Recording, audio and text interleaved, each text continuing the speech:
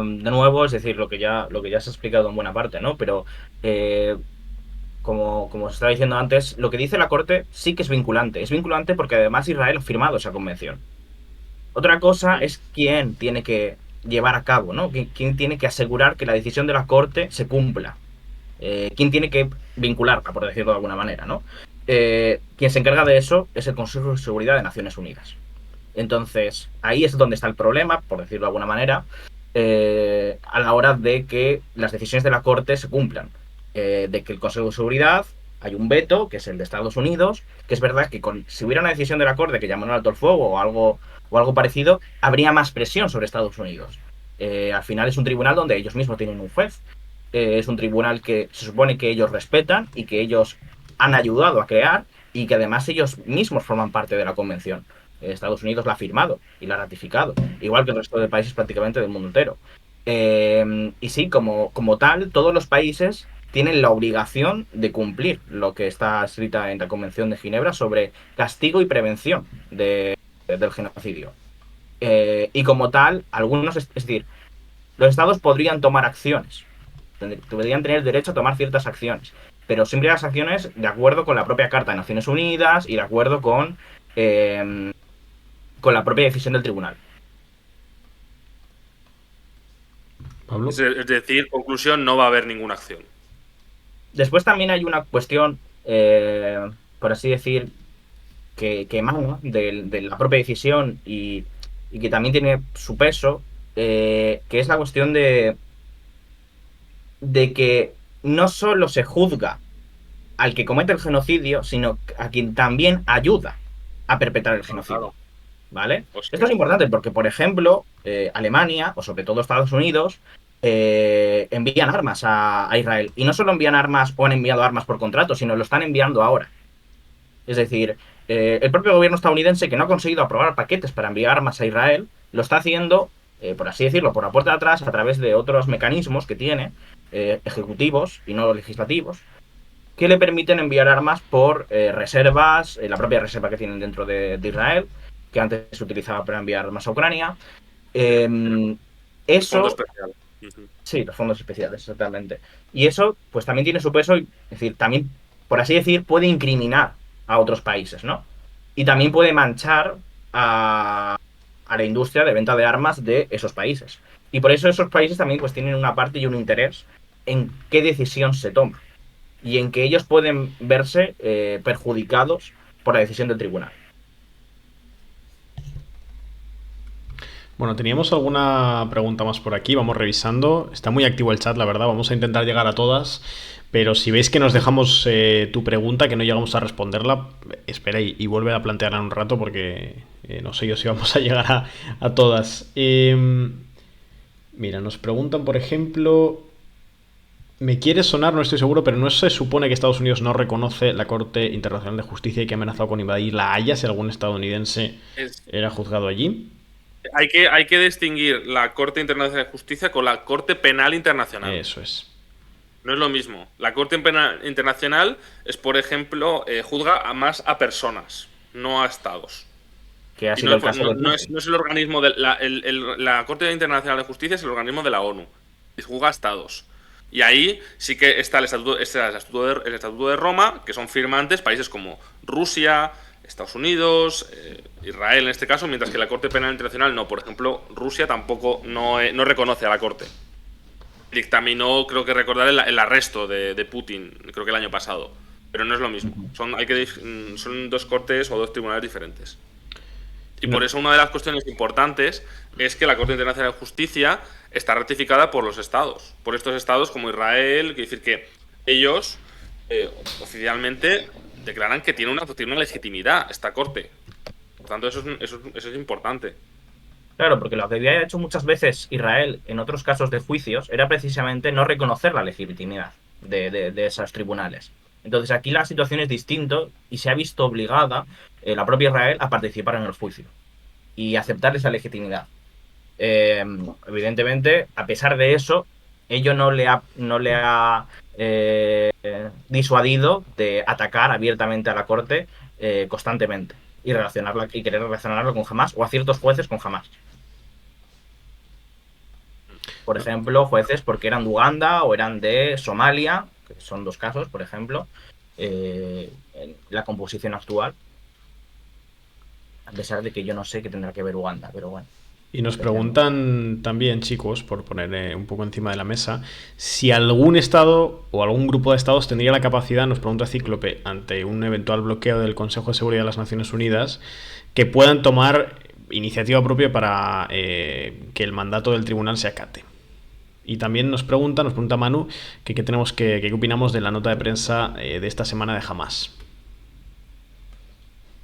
Bueno, la nota de prensa, yo lo que he leído simplemente ha sido la cuestión del alto el fuego. No sé si había No, algo más. yo tampoco. No la he. Vamos, yo no la he visto de qué va. O sea, se refiere a. ¿Se puede explicar un poco? Vale, y si no la otra, chicos, la del eso, actores o grupo de actores que pudiera llegar a, por mandato o por iniciativa propia, que se cumpla el mandato o intentar que se acate el mandato. Bueno, creo que los países como tal tendrían esa legitimidad. La cuestión es que ningún país está dispuesto. Es decir, ni siquiera, por decirlo de alguna manera, dentro de los límites que ahora ya existen, los países están haciendo por influenciar sobre el terreno prácticamente. Es decir, Egipto tiene una frontera con Gaza. Egipto tiene una frontera con Gaza que puede utilizar. Es verdad que está controlada por Israel, pero, por así decir, si Egipto le echara valentía, por decirlo de alguna manera, ¿no? Podría romper ese bloqueo, podría forzarlo. Es decir, se pueden tomar medidas realmente, existe la manera para ello. Evidentemente, te arriesgas a un conflicto con Israel. La propia flotilla en 2014 turca que intentó superar el bloqueo de Gaza para entrar con alimentos y que fueron masacrados por los israelíes. Es decir, si una ONG puede hacer eso, un Estado también, evidentemente. Y no estaría fuera de la legalidad internacional. Es decir, no hace falta que haya una decisión de la Corte Internacional de Justicia para que ciertos estados tomen medidas. Y aunque la Corte diera más legitimidad a esas posibles medidas, realmente, pues lo que no hay es voluntad política. Eso es lo que pasa. Y no creo que la haya a partir de que el tribunal tome sus decisiones. Próximo, mañana, ¿no? Nos pregunta un poquito en esta línea, ¿no? De lo que planteaba Ángel, y yendo un poquito a una cuestión más estructural, dice Humug, nos pregunta, ¿realmente hay interés por parte de los países árabes por involucrarse en apoyar a Gaza? Yo diría que realmente no, y es lo que dicen de cierto modo a espaldas muchos diplomáticos. Eh, Realmente apoyan la operación de Israel, muchos de ellos. Al menos apoyan en el sentido de eliminar a Hamas. Están a favor de eso. Están a favor, de cierto modo, que se lleve a cabo la operación, pero no lo pueden decirlo en público y abiertamente porque la población no está en contra de la operación de Israel y evidentemente ve los actos que se están llevando a cabo como un crimen.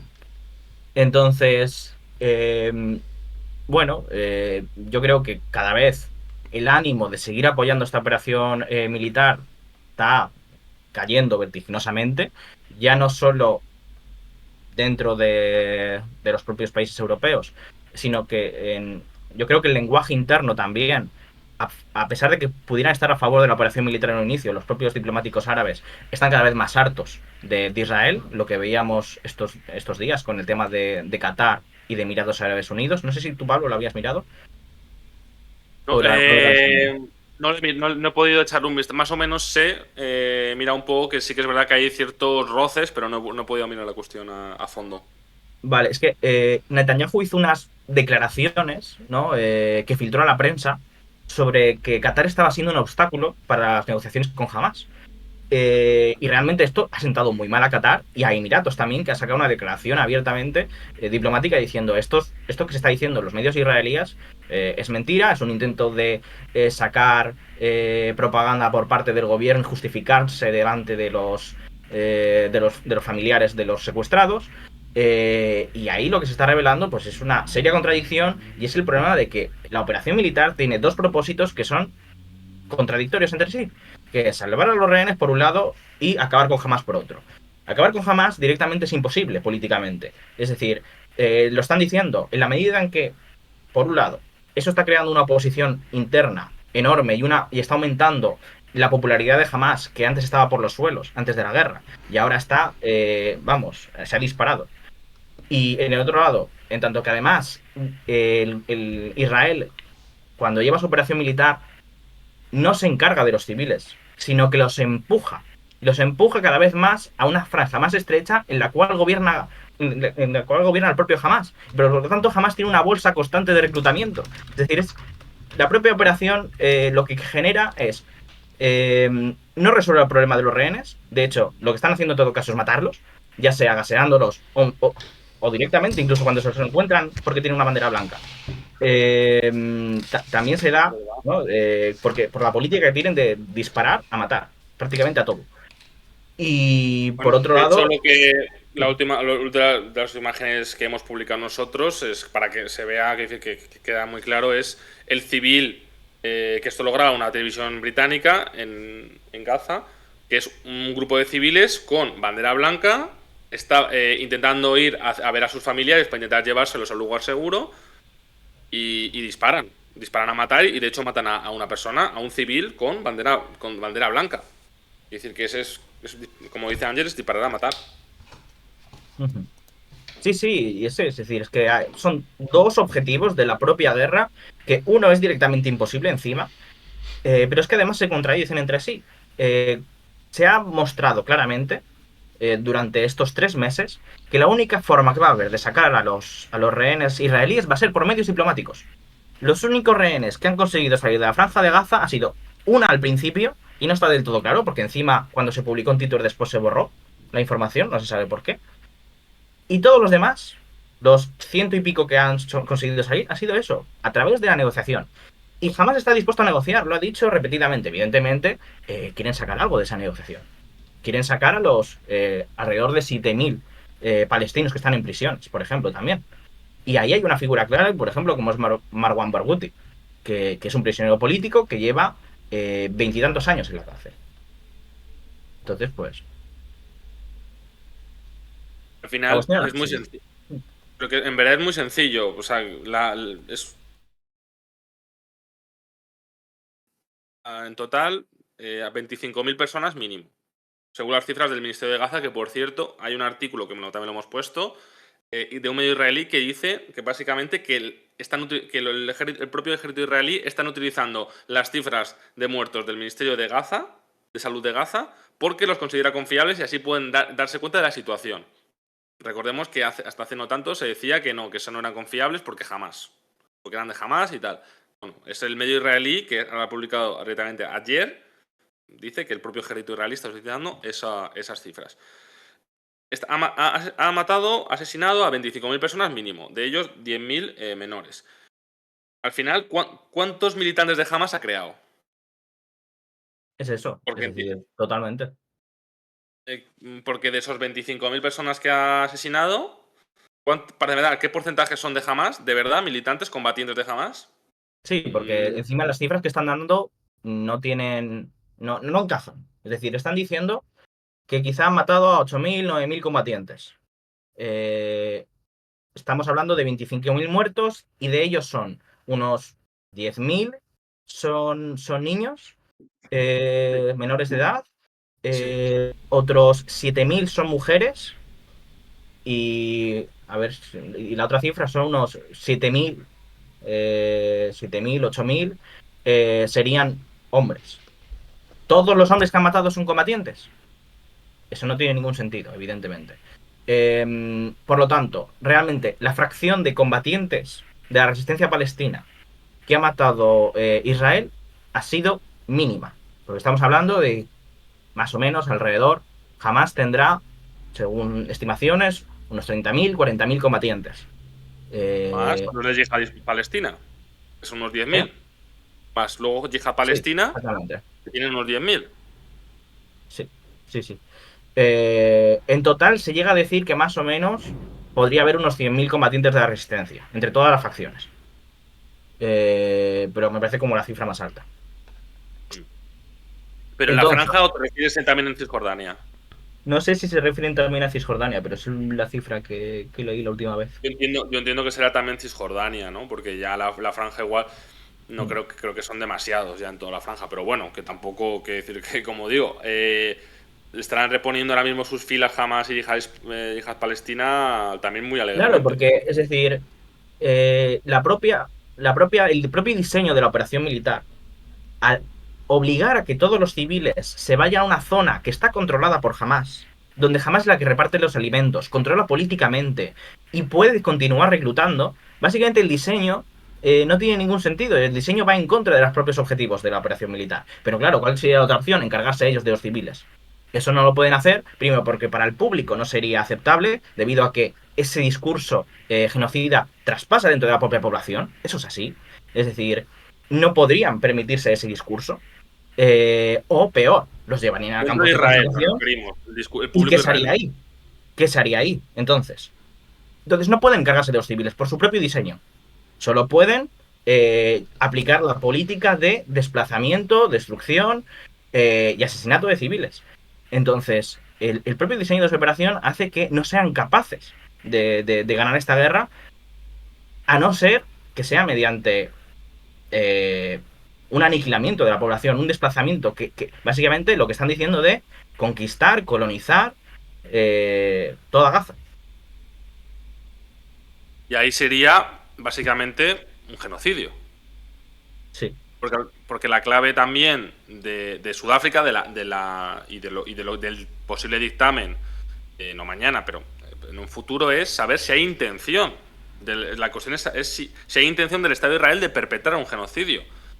Eh, y claro, porque no es, y no solamente es las acciones que estamos viendo, sino también las propias declaraciones de no solamente los ministros de extrema derecha o incluso del Likud. filofascistas, Sí, sí. del propio Likud y del propio Netanyahu y de muchos más ministros. Que el domingo, después de la decisión de la Corte, el domingo hay una conferencia en la cual está apoyada por un tercio del Parlamento y un tercio de los ministros del gobierno. Es decir, que tienen prácticamente una mayoría.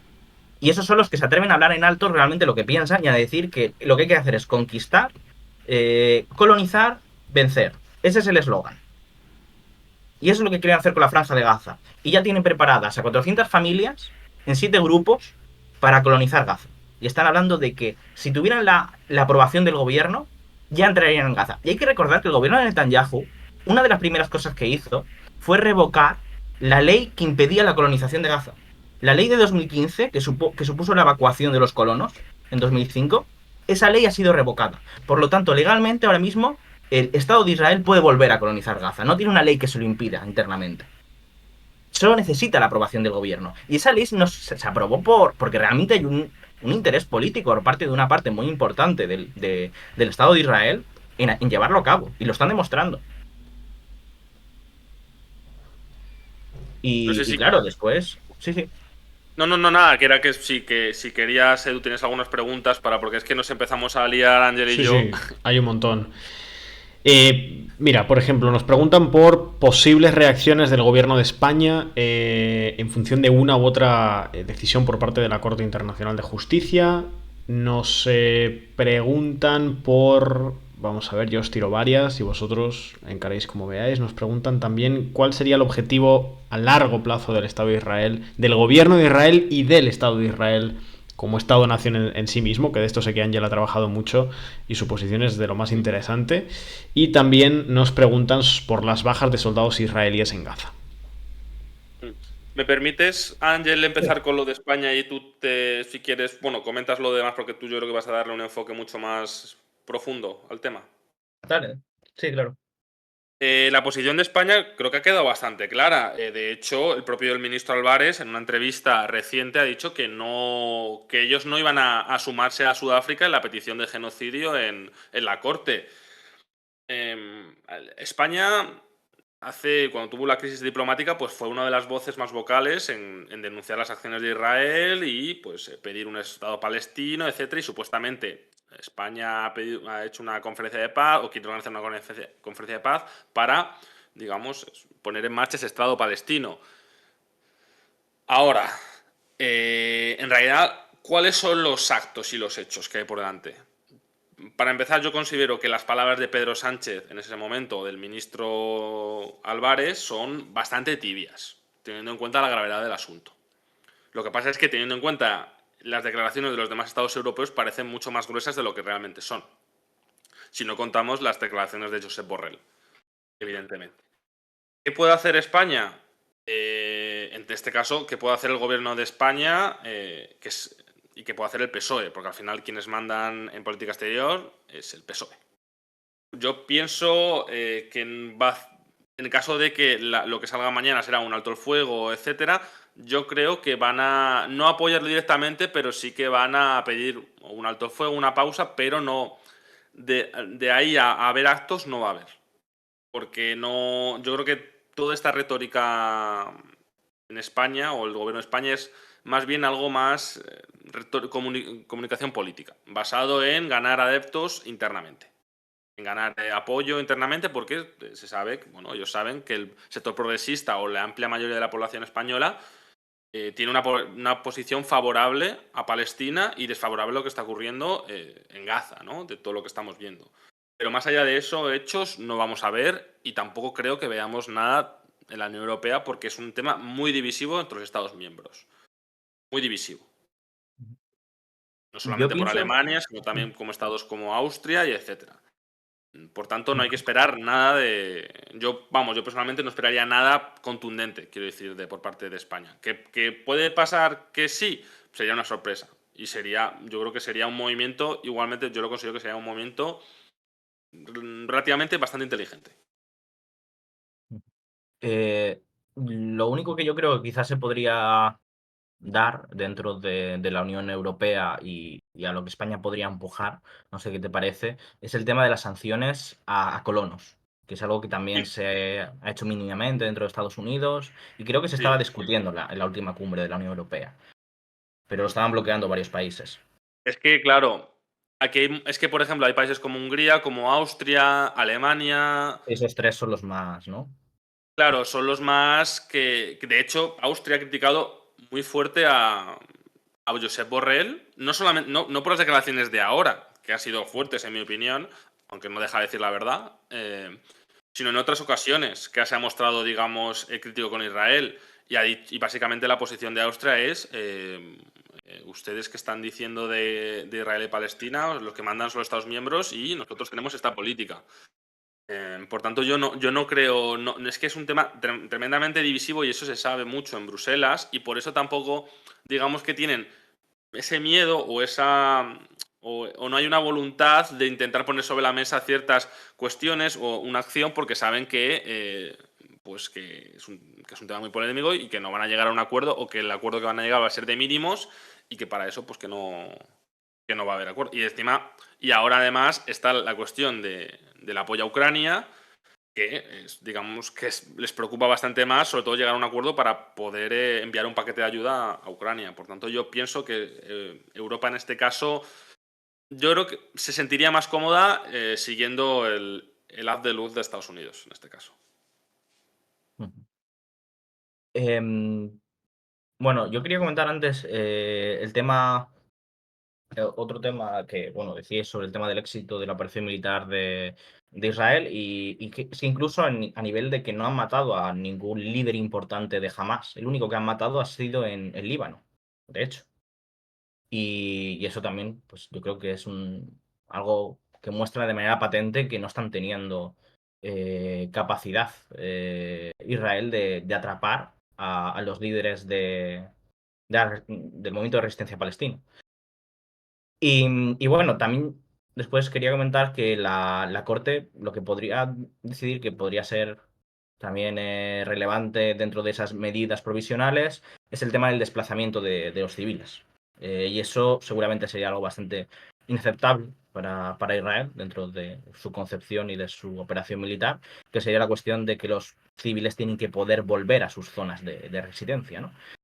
Em, por ejemplo, precisamente una de las cosas que estaban haciendo, en la que murieron los 21 soldados israelíes, ¿no? El otro día, era derruir edificios porque están creando una zona de amortiguamiento, ¿no? Una zona, lo que van a hacer es reducir el tamaño de la franja de Gaza destruyendo todos los edificios que hay, y por eso estaban derribando edificios, para crear pues una zona limpia, ¿no?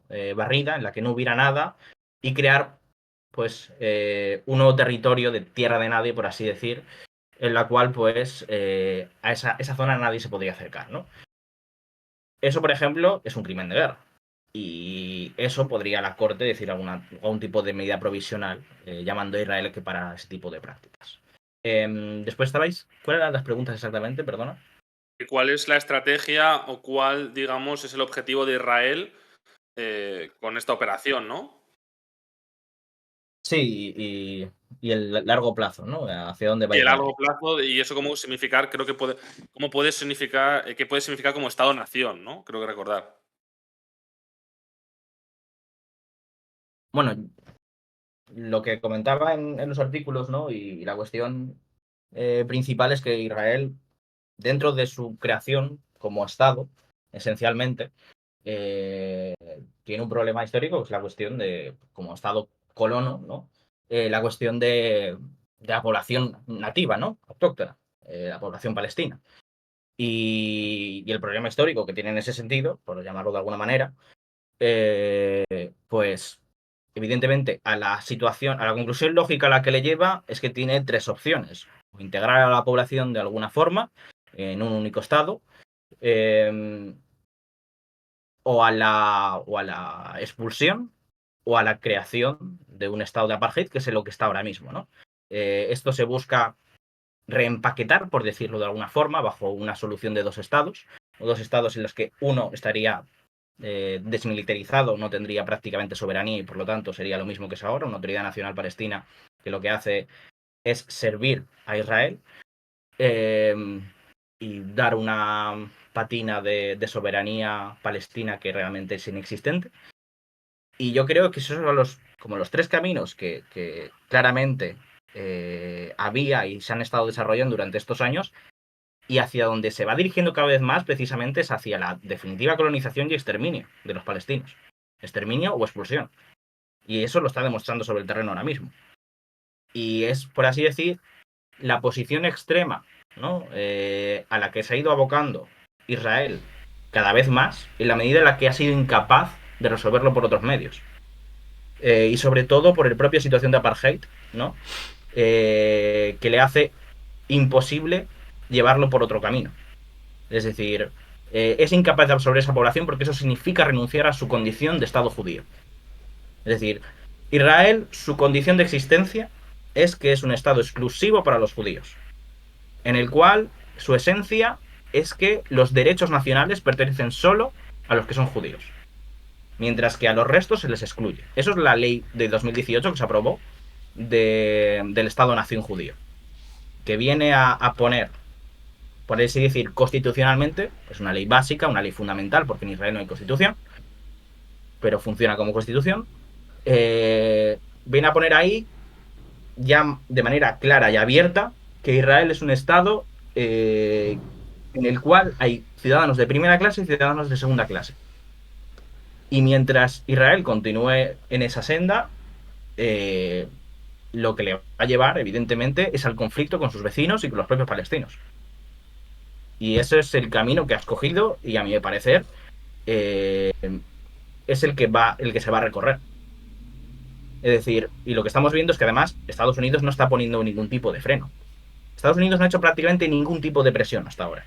Y por lo tanto, por mucha Corte Internacional de Justicia, por mucha presión, por un lado o por otro, de países que realmente no tienen poder de influencia, el que lo tiene es Estados Unidos, a mi parecer, a lo que se está yendo, básicamente, es a esos planes que cada vez tienen más fuerza.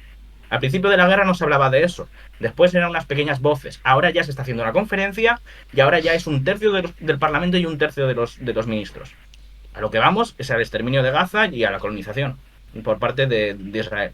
Y creo que se está viendo de manera clara. Y cada vez esos son los sectores que tienen más fuerza dentro de Israel.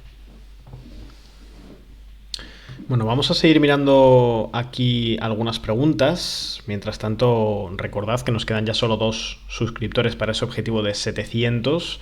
Así que, bueno, si alguien se anima a una suscripción en este ratito, pues nos ayuda muchísimo con el trabajo que hacemos aquí en Twitch. Que ya sabéis que lo hacemos de forma totalmente independiente. Ahora, después de esta pregunta, os contaremos un par de cositas de ese QR que veis ahí en mi recuadro de hoy. Teníamos alguna pregunta más, varias de hecho, como os digo, la verdad que el chat estaba bastante activo hoy. Os recordamos que mañana al mediodía vamos a hacer un directo especial. No solemos abrir directo a esa hora, los que sois comunes aquí a venir a los directos de por la noche de Descifrando la Guerra, podréis confirmar en el chat que así es, que suelen ser a las 9 de la noche y que los viernes no solemos hacer directo, pero mañana, bueno, nos parece una ocasión especial y creo que va a ser importante seguirlo al mediodía, ese dictamen de la Corte Internacional de Justicia, así que más o menos a la 1 del mediodía estad atentos porque estaremos en directo aquí en el canal. Vamos a ver alguna de las preguntas que hay en el chat.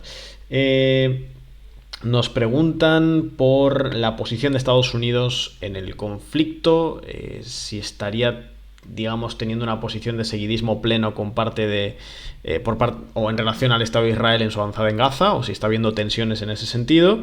Y nos preguntan también, a ver, a ver si no se me pierde ninguna, que por qué Hezbollah no responde con mayor contundencia. También nos preguntan por la hora de la resolución. Varias preguntas ahí en el chat. Es la una, sí. Sí, sí. Que sabemos la hora con cierta claridad. Hombre, es que al final, una cosa que no quiere Hezbollah, y yo creo que lo está demostrando, es un enfrentamiento directo con Israel. Yo creo que la estrategia de Hezbollah es realizar algunos ataques a Israel, mantenerle ciertamente ocupado y, digamos, no pasar de ese umbral de violencia ni de escalada. De hecho, yo pienso que el que está más interesado en una guerra abierta con Hezbollah es Israel. Con el objetivo de volver a restablecer esa disuasión que, digamos, que se perdió en ese 7 de octubre y que para ellos es capital, ¿no? Para su política de seguridad. Y por eso ellos piensan que el mejor momento ahora mismo políticamente también es o no acabar con Hezbollah, pero debilitarlos considerablemente para que, digamos, que deje de suponer un problema en el corto o medio plazo. Lo que pasa es que Hezbollah no está, digamos, digamos que no está haciendo no está siguiendo tampoco las escaladas que están poniendo sobre la mesa Israel de, por ejemplo, los ataques contra sus líderes, ¿no? Es verdad que Hezbollah ha tenido algunas respuestas, pero yo no diría que son al nivel, y está siendo bastante medidas con el objetivo de no propiciar un ataque de Israel, que yo pienso que está en el objetivo de Israel, y que yo creo que hay muchas posibilidades de que lo vayamos a ver en el corto plazo. No están actuando, para entendernos, no están actuando de la misma importancia o escalada que los hutíes de Yemen, ¿no? O sea, yo creo que por esa parte ese es lo que yo opino de la cuestión de Israel y Hezbollah. No sé si quieres decir algo tú, Ángel, de esto. Bueno, yo diría que Hezbollah, estoy de acuerdo con lo que has dicho, es decir, creo que ellos quieren evitar una guerra porque la situación es muy frágil dentro del propio Líbano y no se pueden permitir una guerra. Y por parte de Israel, yo creo que depende más sobre todo de los equilibrios internos, ¿no? Yo creo que hay una parte importante del gabinete que quiere esa guerra. Yo creo que Netanyahu aún no está totalmente decidido, pero cada vez apunta más a que quiere una guerra que prefiere una guerra con Hezbollah, quizá para librarse de la situación de Gaza, por así decir, para zafarse políticamente, porque su situación es cada vez más difícil internamente, tiene más presión. Los que forman parte del Gabinete de Unidad Nacional, del partido Unidad Nacional, que también se llama así, como Gantz o Eisenkot, y que están dentro del Gabinete de Guerra, cada vez están hablando más abiertamente de lo que decía antes, de que son dos objetivos: el rescatar a los rehenes y vencer a Hamas. Son dos objetivos contradictorios. Y Eisenkot llegó a decir abiertamente que había que liberar a los rehenes y que había que olvidarse de conseguir destruir a Hamas. Y básicamente, por así decir, dijo en alto lo que nadie se atrevía a decir. Y por lo tanto, la posición de Netanyahu, yo diría que está bastante endeble. Y con esa desconfianza por parte de Estados Unidos, porque como hemos visto, ¿no? Biden no se lleva bien con Netanyahu. A pesar de que Biden es un convencido sionista, ¿no? Dicho por él mismo, y el apoyo parece ser un apoyo total a Israel. Lo que es la relación de Biden con Netanyahu no es buena. Vimos esa imagen de que se santiguaba, ¿no? Delante de Netanyahu cuando le decía que era su amigo. Y, y entonces existe la posibilidad realmente de que a Netanyahu lo quiten del poder. Si hay suficientes miembros del Likud, ¿no? Que apoyan al otro bando, buscando algún tipo de salida en concordancia con los objetivos de Estados Unidos, que es esa solución de los dos estados y llegar a algún tipo de acuerdo en Gaza, ¿no? En la cual yo creo que esa figura clave que decía antes, de Burguita, que está en la cárcel en Israel, ese palestino, es la figura que permitiría, ¿no? Una reconciliación entre Hamas y Fatah y llegar a algún tipo de acuerdo para solucionar por algún medio, ¿no? La situación en la que ahora mismo está atrapada Israel.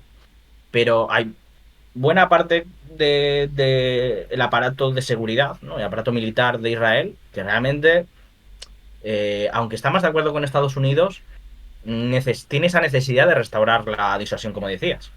Y que ahí Netanyahu se apoya en esos miembros y que ahí podría haber una guerra con Hezbollah por ese lado. Por ejemplo, el ministro de Economía, que es uno de los, Nir Barkat, que es uno de los que más suenan para sustituir en un futuro a Netanyahu dentro del partido, decía en una entrevista en The Telegraph que había primero, que Irán era un objetivo legítimo, que se podía golpear a Irán con misiles. Decía algo así como una solución como la de los misiles de Cuba, es decir, que por cada misil que pongan ellos nosotros pondremos uno. Y también decía que él veía asequible una guerra con Hezbollah, una segunda guerra. Entonces, yo creo que claramente hay muchos elementos dentro del gobierno, del apartado de seguridad de Israel, que está dispuesto a ir así de lejos. Y esa posibilidad, bueno, en principio, yo sí que había leído bastante que era como a finales de mes la línea roja. Que quizá en febrero era muy posible que es cuando se diera la guerra con Hezbollah. Entonces, no sé, habrá que esperar unos días más, pero yo creo que es como decías, ¿no? La situación es inaceptable, por decirlo de alguna forma. Es decir, hay que tener en cuenta que Israel ha evacuado a cientos de miles de personas del norte de Israel. Y eso es algo que directamente económicamente para el propio gobierno es un gasto muy grande. Es decir, tiene que estar pagando la estancia de hoteles, ¿no? Y de mantenimiento de suministros, etcétera, a miles de personas, tanto evacuadas del sur, ¿no? De las zonas de alrededor de Gaza, como del norte, de Galilea. Y por lo tanto, en general, el peso que está suponiendo para el Estado israelí es muy grande ahora mismo, la verdad. Nos preguntan si la continuidad política de Netanyahu, incluso sus cargos por corrupción, eh, podrían depender un poco del resultado del conflicto. A ver, el conflicto ya, por así decirlo, el hecho, ¿no? De lo del 7 de octubre, en cuanto a lo que ha supuesto a nivel de seguridad, a nivel de su imagen política, está muerto, por así decirlo. Él ahora mismo no tiene prácticamente popularidad, tiene una aprobación del 35% o algo así. Digo aprobación de los que tienen, los que le dan una aprobación positiva, pero negativa, no sé si es alrededor del 40 o el 50%. Entonces, es que Netanyahu ahora mismo, precisamente es a través del conflicto de la única manera que puede conseguir quizás salir de sus problemas, es decir, ampliando el conflicto. Por eso existe un peligro, ¿no? Latente a que Netanyahu vea la guerra con Hezbollah como forma de librarse de que le tiren, ¿no? Porque realmente, además, cuando acabe la guerra, lo que va a haber es una comisión de investigación en el Parlamento, como la hubo con Golda Meir. Y va a ser una comisión que va a ser muy dura, seguramente. Va a haber interrogatorios y va a haber, bueno, como se suele decir, como en Israel, a Golda Meir le costaron 50 años para que la rehabilitaran políticamente, ¿no? Ahora le hicieron una película los alemanes por el 50 aniversario, que fue el año pasado, donde un poco la rehabilitaban en ese sentido. Pero ha costado mucho tiempo para que su imagen más o menos sea limpiada.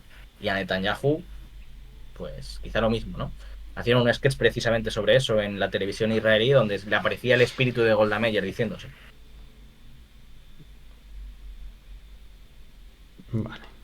¿Tenemos alguna pregunta más? Pablo, Ángel, mientras tanto, bueno, recordad que nos podéis dar el apoyo aquí en el canal de Twitch y en la página web. Recordad que Descifrando la Guerra somos un proyecto de análisis internacional totalmente independiente, que no dependemos ni de empresas, ni de estados, ni de entidades internacionales, ni de partidos políticos, ni de nadie que pudiera llegar a condicionarnos lo que contamos y cómo os lo contamos. Y que para que aportéis vuestro granito de arena a este proyecto y que Descifrando la Guerra siga existiendo y sigamos haciendo el trabajo que hacemos con la independencia y el rigor pleno con el que intentamos hacerlo siempre, pues podéis apoyarnos aquí en este QR, que si lo escaneáis os va a llevar directamente al apartado de suscripciones de la página web. Si estáis en el móvil, pues simplemente es entrar a descifrandolaguerra.es y ahí buscar el apartado de suscripciones, y ahí lo que vais a encontrar son los distintos planes en la página web. Planes con los que vais a poder acceder a algunas ventajas, además del aporte que nos hacéis al proyecto, pues ventajas como la newsletter semanal, los artículos exclusivos o los distintos seminarios que hacemos cada cierto tiempo. Podréis acceder tanto a los que ya hemos hecho, que los podréis ver en diferido, donde profundizamos bastante en temáticas que tocamos aquí en el canal y en otros espacios, como además a aquellos seminarios que haremos a partir de ahora. De hecho, enseguida ya, en cuestión de 4 días, dará comienzo ese seminario de nuestra compañera Andrea sobre la región del Sahel que tan de cerca hemos seguido. Y bueno, si no, también podéis apoyarnos directamente aquí en Twitch. Nos quedan esas 2 suscripciones para el objetivo y recordad que con Prime es totalmente gratuito.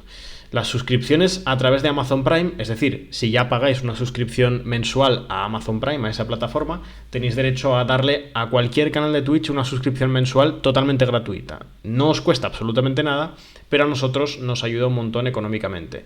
La vais a encontrar simplemente dándole a suscribirse a las suscripciones de aquí de Twitch.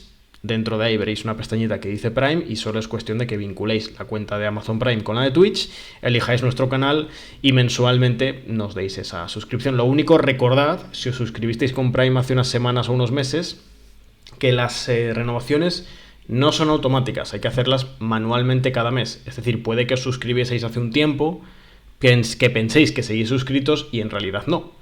Comprobad que seguís teniendo el emblema, porque si no, bueno, es simplemente cuestión de que volváis a darle a otorgarnos esa suscripción y ya está.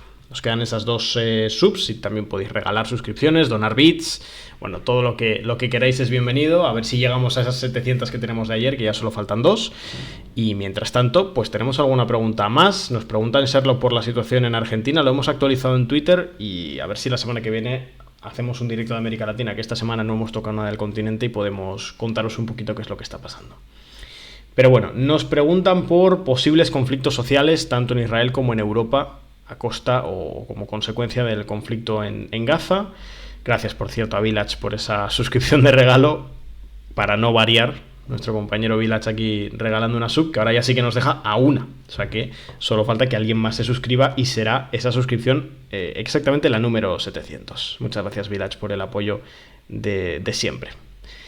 Tenemos entonces alguna pregunta, vamos a ver. Nos preguntan también por la situación económica de Israel como consecuencia de la guerra, si podrá sostener un poco el esfuerzo de guerra en el plano económico por resultado de los distintas campañas de boicot contra empresas vinculadas al Estado de Israel. Bueno, tenemos varias preguntas, chicos. No sé si queréis responder alguna en particular, y si no, Raúl nos plantea, dice: estoy de acuerdo con Ángel en todo, excepto en la posibilidad de que en el Likud haya un sector que opte por la solución de los 2 estados. Dice: Netanyahu es de los menos radicales del Likud, partido que va camino de regresar al sionismo revisionista de su predecesor Herut. No sé cómo lo ves, Ángel. Sí, en general estoy de acuerdo. De hecho, me parece bastante concreto la cuestión del tema de la solución de los 2 estados.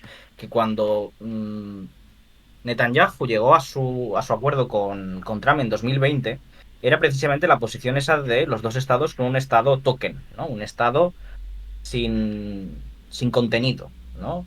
Que realmente fuera dependiente de Israel y que militarmente estuviera desarmado, ¿no? Y cuyas fuerzas de seguridad tuvieran que cooperar con las fuerzas israelíes. Esa es la posición ahora que está definiendo Biden. Es decir, la posición que presentó entonces la derecha radical israelí y el trumpismo es la que está defendiendo ahora Biden. Y está intentando asegurar eso. Y ni eso puede conseguir, ¿no? Es decir, hasta Netanyahu ha abandonado esa posición, que ya era muy extrema, ¿no? Y realmente dentro del Likud hay muy poco apetito para que haya algún tipo de solución de dos estados. Y precisamente esa es la carta que está intentando jugar Netanyahu para que no le quiten, ¿no? Soy yo el que puede prevenir la creación de un estado palestino. Soy yo el que se opuso a Oslo y soy yo el único que tiene, por así decir, la voluntad de oponerse a Estados Unidos. Porque los conozco, porque llevo muchos años gobernando. Y ciertamente es así, es decir, creo que como es la principal carta que está jugando. Y seguramente hay muy pocos en el Likud que puedan estar dispuestos a abandonar a Netanyahu, irse con, por ejemplo, Eisenkot, que es algo que se ha hablado. Se ha hablado que incluso existían los números. Yo no estoy seguro, pero se ha llegado a hablar en la prensa israelí. Y de que Eisenkot no aceptó. Para tirar a Netanyahu y buscar algún otro tipo de solución junto con Estados Unidos, ¿no? Para salir, por así decir, de la guerra en la que están ahora. Pero yo ciertamente, como digo, aún en ese caso, seguramente lo pondría muy difícil y pondría muchos obstáculos, ¿no? A la posibilidad de ese Estado palestino desarmado y cuya soberanía prácticamente sería inexistente. Lo principalmente que obtendrían, ¿no? Y por lo que se opone, sobre todo Israel, es la cuestión de el reconocimiento internacional, ¿no? Principalmente de Occidente, y el hecho de que al tener ese reconocimiento como Estado ya, propiamente dicho, que pues tiene unas consecuencias legales importantes, también tendría derecho a formar parte de toda una serie de organismos internacionales, como es la propia ONU, con su asiento en las Naciones Unidas, y en otros organismos, por ejemplo, como la propia Corte Internacional de Justicia. Podría presentar sus propios casos, no tendría que depender de Sudáfrica, la Corte Penal Internacional, etcétera, etcétera. Pero bueno, sí, estoy de acuerdo en que en general en el Likud no hay apetito para un Estado palestino. Sobre conflictos sociales en Europa por la situación en Gaza, yo creo que ya lo que hemos visto es lo más que vamos a ver. No creo que... Quiero decir, es mi gato. Si ese maullido es mi gato. Quiere decir que no vamos a ver nada más allá que eso. Manifestaciones y poco más, que bueno. Y en Israel entiendo que en todo caso conflicto social serán de los que están causando en todo caso las familias de los rehenes. ¿No? Sí. A ver, el mayor problema es la economía. Pues estaban preguntando sobre ella al respecto, ¿no? Realmente a nivel de conflicto social, sí, las protestas antiguerra están creciendo. Antes eran muy tímidas, ahora pues ya puedes decir que hay 1.500, 2.000 personas, ya no simplemente hay 4 gatos. Sigue siendo muy poco. Y las protestas, muchas de ellas son más con respecto a la cuestión de los rehenes, como dices, ¿no? Y ahí pues sí que se está generando, ¿no?, mucha tensión con el gobierno porque no está cumpliendo, porque cada vez la situación en Gaza, la situación ya es horrible, y evidentemente la situación de los propios rehenes pues no será mucho mejor que la del resto de palestinos que hay allí. Y sobre todo pues está el peso en cuanto a la economía, ¿no? Israel es una economía que crece mucho, del 5 o 6%, estamos hablando. En 2022 fue del 6,5% el crecimiento. Y consecuencia de la guerra precisamente ha habido pues una caída muy importante de ese crecimiento económico. Había leído que era un 2,8, un 3% más o menos. Y por lo tanto, este año, evidentemente, que ya se ha dicho que quizá la guerra puede durar todo el año, eso lo van a notar. Es decir, la cuestión de movilización de los reservistas, la cuestión de las evacuaciones en las zonas fronterizas. Y si escala la guerra aún más, evidentemente la paralización de la economía va a ser aún mayor. Entonces, en general, y aún así estamos hablando de crecimiento económico, de un crecimiento económico, por así decir, envidiable para Europa. Y más Y o menos a además los la cuestión niveles del Mar de... Rojo, ¿Sí? también, ¿no? También la cuestión del Mar Rojo, de ese Sí. bloqueo, ¿no? Dentro de que están realizando los hutíes, porque al final van contra los barcos occidentales y evidentemente eso afecta a los puertos israelíes. Sí, sí, bueno, el bloqueo que está ejerciendo los Houthis, ellos lo dijeron así, es contra los barcos que se dirigen a Israel y a partir de que han entrado Reino Unido y Estados Unidos, también contra los barcos de esos países. Y sí, está teniendo un impacto muy claro sobre la economía y especialmente sobre el puerto de Eliat, donde si antes decían que la bajada de actividad era del 80%, si no recuerdo mal, eso era a principios bueno, por enero o algo así, a principios de enero, y ahora ya a finales de enero se está hablando del 90% o incluso más. Prácticamente ya no hay actividad en ese puerto. Y después, evidentemente, no solo está notando ese puerto, sino en general las economías del Mar Rojo.